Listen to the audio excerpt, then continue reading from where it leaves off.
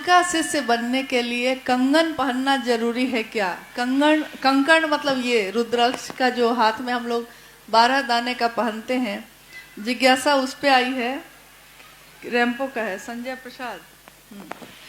जिज्ञासा इस पे आई है, शिव को गुरु मानकर एक विचार है ये, लेकिन ये विचार जब बार बार हमारा मन करता है तो एक दिन ये भाव में बदल जाता है। भाव भी अगर गहरे हो जाते हैं तो एक दिन प्रेम में बदल जाते हैं, और प्रेम भी जब गहरा हो जाता है तो भक्ति में बदल जाता है। और इसमें किसी भी बाह्य साधन की जरूरत नहीं है, मतलब कि बाहरी किसी सामान की जरूरत नहीं है। न तो आपके कपड़े शिव को गुरु बनाते हैं, न तो आपकी वेशभूषा या खान पान शिव को गुरु बनाता है, आपका मन बनाता है। लेकिन हमारा मन ही बनाता है, रहते तो हम शरीर में हैं इस दुनिया में। तो कंगन पहनना अनिवार्य नहीं है शिव की शिष्टता में। ऐसा नहीं है कि कंगन आपको पहनना ही पड़ेगा, ऐसा कुछ भी नहीं है।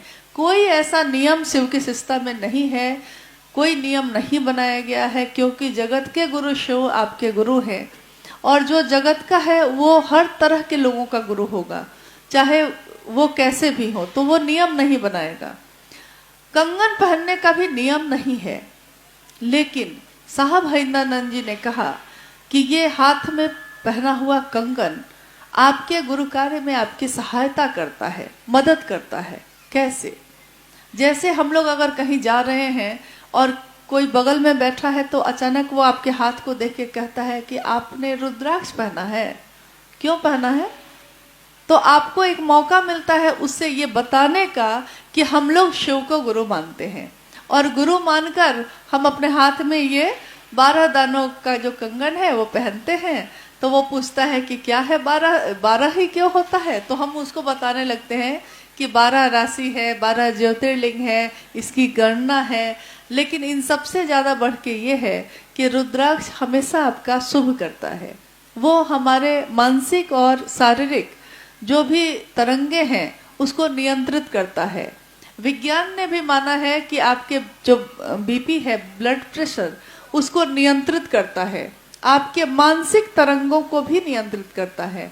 इसके बावजूद, ये तो आपके शरीर और मन के लिए है, इसके बावजूद सबसे बड़ी बात है कि आपको एक मौका मिलता है महादेव की बात करने का दूसरों से। अब उससे भी ज्यादा महत्वपूर्ण ये है कि हमको खुद भी याद दिलाता है कि मेरे गुरु शिव, ठीक है शिव मन में रहते हैं, सामान में नहीं रहते, लेकिन हमारे मन को भी तो याद दिलाता है। कंगन अगर नहीं पहनते तो लगता है कि कुछ खो गया है जैसे। और पहनने से अगर कुछ अच्छा होता है तो पहनने में क्या बुराई है? किसी का विवाह होता है, वो नहीं पूछती कि सिंदूर हम क्यों लगाएं, बिंदी क्यों लगाएं, नहीं भी लगा सकते हैं। बिंदी और सिंदूर थोड़ा ही पति होता है, लेकिन हम लगाते हैं। रक्षा सूत्र बांधते हैं कलाई में, रक्षा सूत्र आपकी रक्षा नहीं करता, लेकिन जिस भी देवी देवता की आपने पूजा की है एक स्मरण दिलाता है, आपके हाथों को स्पर्श करता है। तो किसी भी चीज से जिससे शिव की याद आए उसको अपनाने से कोई दिक्कत तो नहीं है। हालांकि हाँ, हम लोगों ने कल मतलब परसों रात में आए हैं हम लोग, और कल भी मैंने गौर किया कि कुछ हाथों में कंगन नहीं है। एक बार बिहार में एक जिले से हम लोग गुजर रहे थे और साहब के साथ हम लोग यात्रा कर रहे थे। जब हम लोग रांची लौटे तो साहब ने वहाँ के जिला के लोगों से फोन लगवा के कहा कि आप लोग जब भी आते तो आप लोग कहते हैं कि हम लोगों ने अपने जिला में महादेव का काम खूब कर लिया है, हर घर में शिव शिष्य हो गए हैं। लेकिन आज जब मैं आपके जिले से गुजरा तो मैं हर चौक और चौराहे पर सबके हाथों को ही देख रहा था, और किसी हाथ में मुझको कंगन दिखाई नहीं दिया। इसका अर्थ है कि काम अभी बहुत बाकी है। तो अगर पहनने से महादेव याद आते हैं तो हम क्यों ना पहने? हम अपने जीवन के संबंधों के लिए बहुत कुछ धारण करते हैं, हम अपने शिव के लिए कंगन धारण क्यों नहीं कर सकते? और रुद्राक्ष का कंगन कभी भी अपवित्र नहीं होता। जिस तरह गंगा का पानी पावन होता है, कभी अपवित्र नहीं होता, उसी तरह रुद्राक्ष पहन के भी आप कैसे भी जीवन को जी सकते हैं, ये अपवित्र नहीं होता है। मेरा अनुरोध होगा कि आप जरूर पहनिए इसको। हालांकि हम लोग ये तो नहीं कह सकते कि आपको पहनना पड़ेगा, लेकिन अनुरोध भी अगर बहुत अच्छे से किया जाए तो उसको मान लेना चाहिए।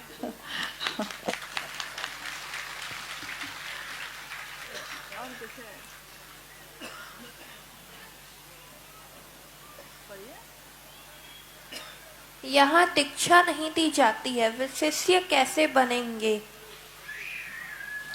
यहाँ दीक्षा नहीं दी जाती है, फिर शिष्य कैसे बनेंगे? साहब ने कहा कि दीक्षा का जो अर्थ होता है वो ये होता है कि प्रारंभ करना। यानी कोई गुरु जब आपको मंत्र देते हैं तो वो प्रारंभ होता है आपकी आध्यात्मिक यात्रा का।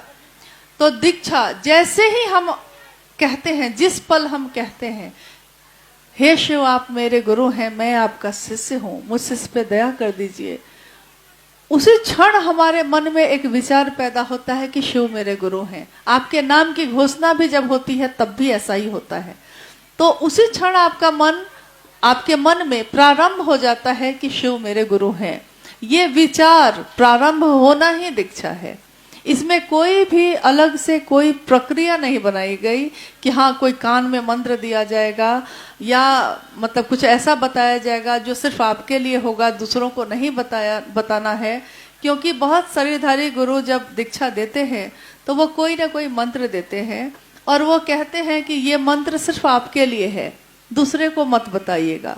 लेकिन जगत गुरु शिव का शिष्य जब इस धरती पे उतरता है तो वो तमाम तरह की संकीर्णताओं को विनष्ट कर देता है।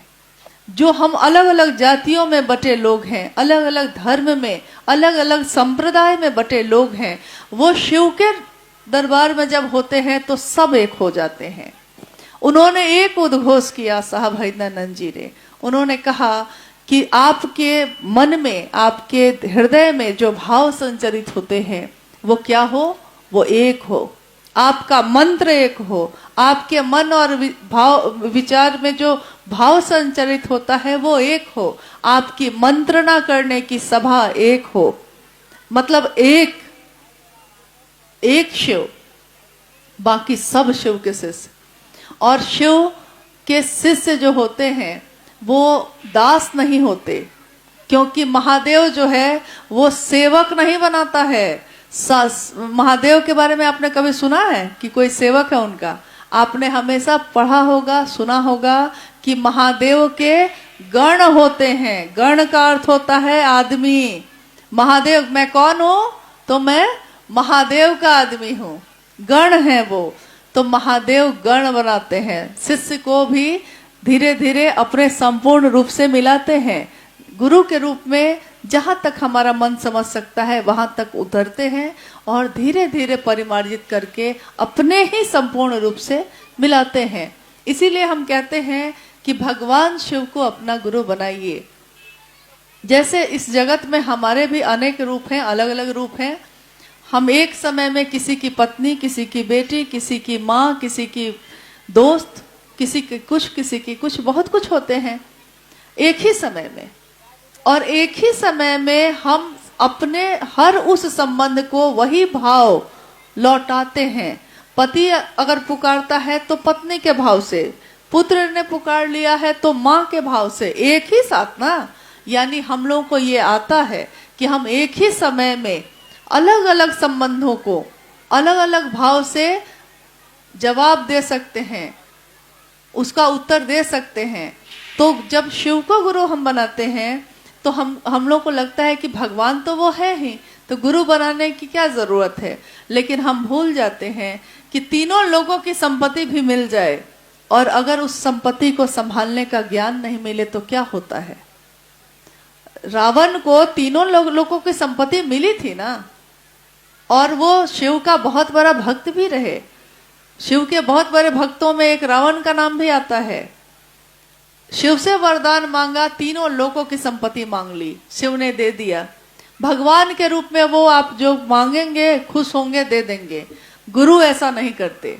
गुरु विवेकपूर्ण वरदान देते हैं, क्या जरूरी है आपको वो देंगे, क्या आपके लिए अच्छा होगा वो देंगे।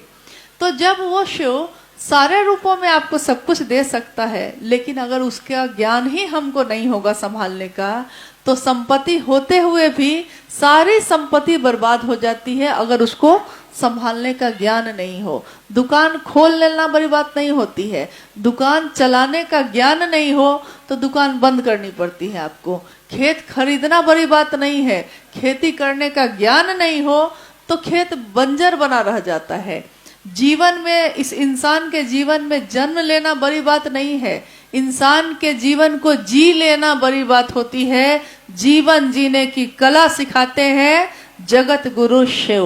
वो अपने शिष्यों को शिव बनाते हैं, वो अपने शिष्यों में अपना गुण उतारते हैं, वो अपने शिष्यों को ये समझाते हैं, समझा देते हैं।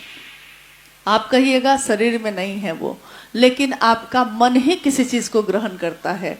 अभी हम लोग यहाँ बैठे हैं, हम लोग बात कर रहे हैं, लेकिन अगर आप मन से यहाँ नहीं होंगे, अभी हो सकता है आपका मन कहीं और भटक रहा हो, तो कितनी भी अच्छी बात होगी आप तो सुने ही नहीं, आपके मन में तो गया नहीं वो, तो आप बाद में कहेंगे कि क्या बात हुई थी, अरे मेरा मन कहीं और था। यानी आपका मन ही एहसास करता है, आपका मन ही किसी चीज को ग्रहण करता है। तो जब आपका मन एहसास कर लेता है शिव को, तो फिर वो शिव आपके अंदर ही उतरते हैं, आप ही में दिखते हैं। आपको देखकर कोई शिव को याद करे, आपसे बात करके कोई शिव को याद करे, इससे सुंदर जीवन और कुछ नहीं हो सकता। जीवन तो जानवर भी जीते हैं, जीवन तो जीव जंतु भी जीते हैं, वो भी जन्म लेते हैं, उनके भी परिवार और बच्चे होते हैं और उनकी भी मौत हो जाती है। एक इंसान और जानवर में क्या अंतर है? इंसान में संभावना होती है शिव होने की, और वो गुरु जब शिव होते हैं तो वो सीधे अपने शिष्यों में शिव होने की पात्रता पैदा करते हैं। तो क्यों नहीं, अगर हमको सबसे सुंदर चीज मिल सकती है तो हम उसको क्यों नहीं ले?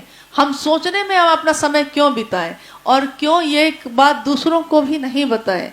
क्योंकि जिस तरह हम लोगों ने एक दिन सोचा था कि कितनी देर से ये बात पता चली हमको, शायद आप जिसको बताएंगे वो भी यही कहेगा कि क्यों कुछ दिन पहले और नहीं कहा था ये बात। क्योंकि आदमी धोखा दे सकता है, लेकिन कभी सुना है क्या कि महादेव ने धोखा दिया है? उन्होंने नहीं दिया कभी, और न वो देंगे। तो जब सबसे सत्य, सबसे सुंदर चीज आपके पास उपलब्ध है, तो उसे शिव को अपना गुरु बनाइए, और उसी का कंगन है तो वो भी पहन लीजिए।